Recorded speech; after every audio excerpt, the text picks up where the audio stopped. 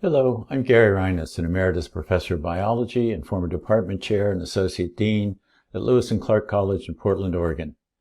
I'm here to provide an overview of the Pulse Ambassador Workshop, but first I want to acknowledge that Lewis and Clark College and all of Portland sits on the unceded ancestral homelands of many indigenous nations along the Columbia River, including the Multnomah, Cathlamet, Clackamas, Tumwater, and Wadalala bands of the Chinook Nation and the Tualatin Kalapuya Nation. If you're watching this video, I assume that you've either arranged for a Pulse Ambassador workshop for your department or you're considering doing that and you'd like to know more about what that entails. So first, the outcomes of the workshop. Immediately, our goals at the end of the workshop is for you collaboratively to establish some aims and vision for your department for about 5 years out, to identify potential barriers to achieving your goals, and to create a specific plan to overcome the barriers and reach the goals that you've set, using strategies that you'll learn at the workshop. In the longer term following the workshop, we hope that you will implement your plan to embed evidence-based practices into your life sciences curriculum, to engage with the administration at your institution to obtain the resources that you'll need and keep them abreast of your progress, and to stay connected to Pulse. To achieve these outcomes, we'll work with you prior to the workshop to ensure that the team of ambassadors is well positioned to help you and to structure the workshop to meet your specific needs. The workshop itself will focus on the development of your action plan, as I just indicated, and then after the workshop, we will stay engaged with you to assist you in implementing your plan and to gather information about the longer-term impact of the workshop. In planning the workshop, whether it will be in person or virtual, the team of ambassadors, usually 2 to 4 depending on the size of your department, will meet 2 or more times virtually with your departmental liaison team, which will consist of probably another 3 or 4 people, including the department chair. The liaison team will help plan the workshop in conjunction with the ambassadors and then ensure that the needed materials such as flip charts and markers are available, secure spaces to meet for in-person workshops, or ensure technology is available for virtual workshops, and so forth. The day before the workshop begins, the ambassadors will meet with the liaison team to go over any last-minute issues or changes that are required.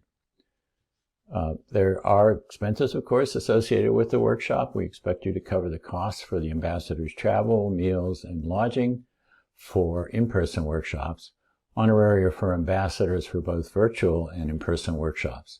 And in addition, there's a Pulse charge for the time and effort needed to organize the workshops. Pulse is committed to serving all kinds of institutions, from community colleges to research universities, and we're aware that resources vary considerably among them. Please contact us even if you are concerned about the cost so we can work with you to meet your needs affordably.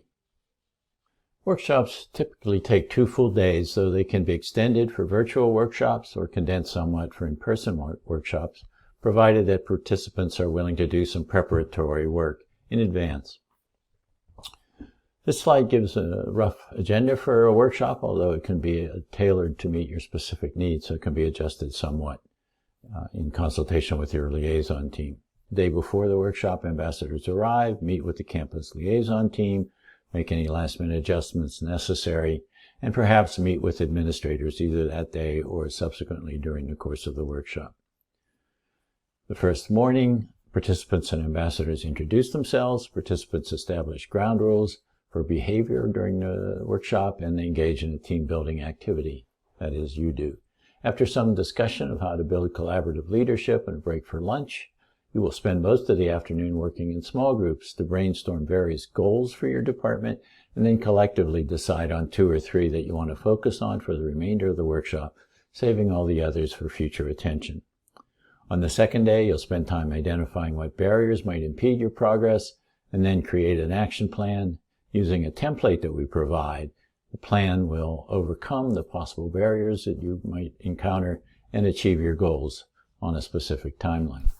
We ask your assistance in determining the impact of our workshops, so we request that all participants complete the Pulse Snapshot rubric ahead of time to establish your current situation, During the workshop, there will be several brief formative assessments that will give us immediate feedback and allow us to make whatever modifications are necessary.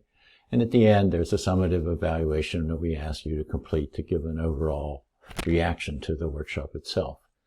Subsequently, we ask that your department submit its snapshot rubric results to Pulse through an online portal, and we will remain in touch to ascertain your progress, and in about 2 years after the workshop, conduct a formal follow-up with you. So I hope I've given you a pretty good idea of what an ambassador's workshop entails. However, if you do have questions or would like more information, or even if you're just ready to go ahead and schedule the workshop, please go to the Pulse website. That's pulse-community.org. And on this landing page, you can either click on the link for the Ambassadors Program to submit a request for a workshop, or use the contact link to request more information. Either way, we'll respond to you very quickly. Thank you for your attention.